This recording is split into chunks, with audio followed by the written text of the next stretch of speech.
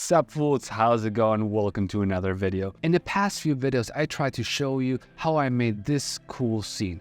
I was just standing there, so casual, lifting my arms as usual and lifting a bunch of cars. Pretty cool, right? And yesterday I actually went to a convention and I got to show you my work, this clip in particular, to hundreds of people, which was amazing. So I'm making a bunch of videos where I try to show you how you can do that too. In the first video, I showed you how you can shoot green screen footage, key it, and implement it into your 3D environment. In the second video, I tried to show you how you can levitate objects like cars, for example, and make them move and spin as if there was no gravity. Super cool. But today, I'm gonna show you the power move.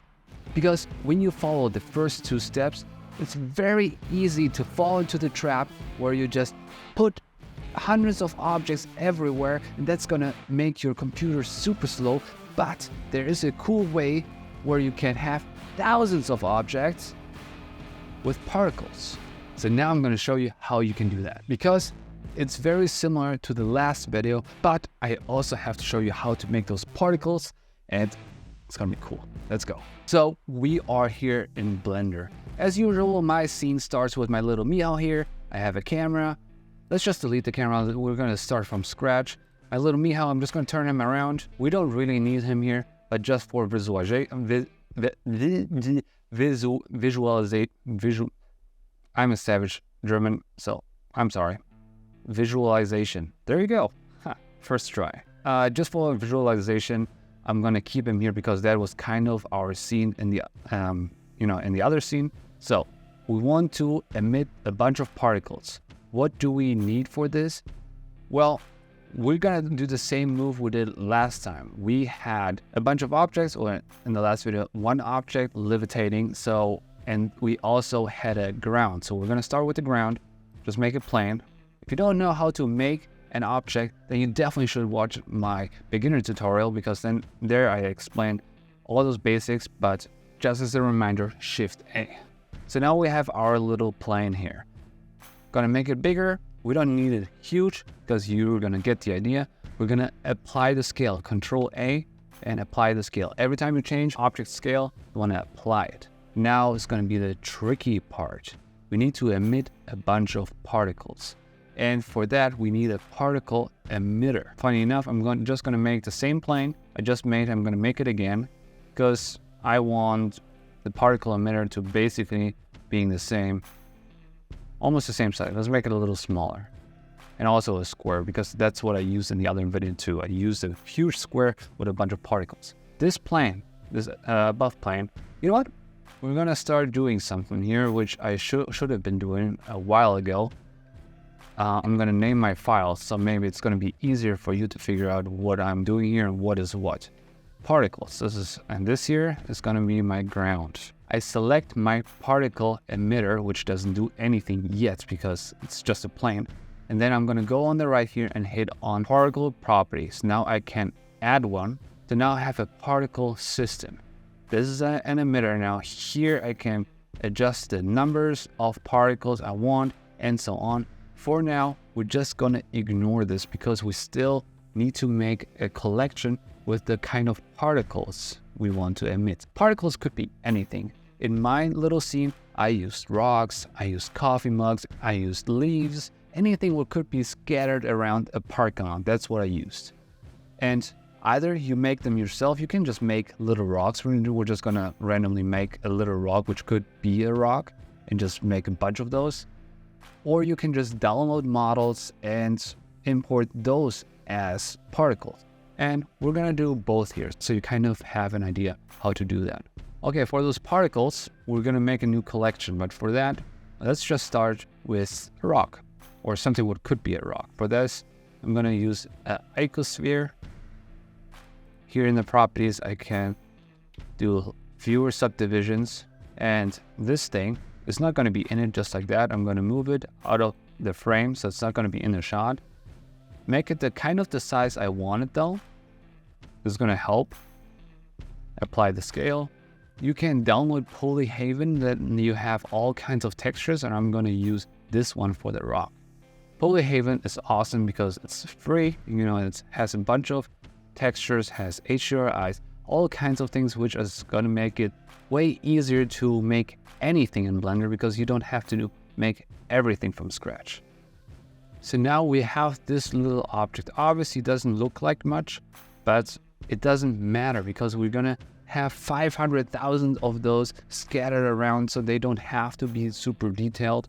I'm just gonna make 2 of the same kind. I'm gonna copy this, make another one, rotate a little, adjust the scale, just move around some polygons just to make it look different. That's basically it. I'm just gonna make another one, same thing, so you get the idea. So there is a little variety, so they're not gonna all look the same, but it really is not important. As long as you have one, it's usually good enough. Okay, now I'm gonna select all of them, hit M for move, and I'm gonna make a new collection for particles. In this collection, I can add more things. I'm gonna go back to Polyhaven and see what other objects I could use for particles. I'm gonna use a baseball, I'm gonna use a soccer ball, and all of those, make sure they are in the particles collection. This is important. When I close this, it's gone, there they are. And that's pretty much enough so you get the idea of the particles. Now I'm gonna go back here to my thing, click on particles, emitter, and as you can see, when I just play it, it already emits particles, and they're just falling down. But the problem is, it just generates random particles. See, those are just spheres. They are not the particles I just tried to make happen as the actual particles. For that, we need to go back to the settings. In our particle settings, here again, you can find it under particle properties. You go to render. And here it says render as halo, but we don't want halos, you want a collection. If we had only one object, then we could just hit object, but we actually have multiple objects. Now here and under instance collection, we can pick our particle collection. Now at scale, we just hit 1 because we already adjusted our scale, so that's exactly the scale we want. So now we see our particles falling down. So that's the first step. Now, of course, we don't want them to fall like this. It's not what we want. We want them to appear on the ground, so we just have a bunch, but then it stops emitting. We just want them to emit just for 1 frame, basically. But the lifetime has to be longer. Let me show you. We're gonna go to frame number, can be even 0. At lifetime, we hit 250 because that's how many frames we want. It starts emitting at frame 0 and ends emitting at frame 1. So now we see they appear, but then just fall straight down. Right now, we have the problem that we only see our rocks because when you import models like that, if you make them yourself, it doesn't matter, but if you import models like that, what you want to do is make those instances real. Now, actually, I have a bunch of balls here. I'm going to do the same thing with my baseball. Control A, just like you apply the scale somewhere, you make instances real. So now I have baseballs here too. Okay, now they're still all falling. We don't want that, obviously. We want them to stay on our ground. How do we do this? To make our particles actually be on our plane, we go to physics properties and now collision. Now when we play it, we see they actually stay on our plane. Perfect, just like we wanted. One thing I don't want is I don't want that many balls. I want mostly rocks, because the good thing is right now it's all random. It's like an equal amount of objects. You can adjust the ratio of that. Now I'm going to show you how to do that. When you select your particles and then go down to your instance, remember, here you can hit use count, and under those sections, you can see all of your different objects. And now I have a healthy ratio of balls. Perfect, this is step 2.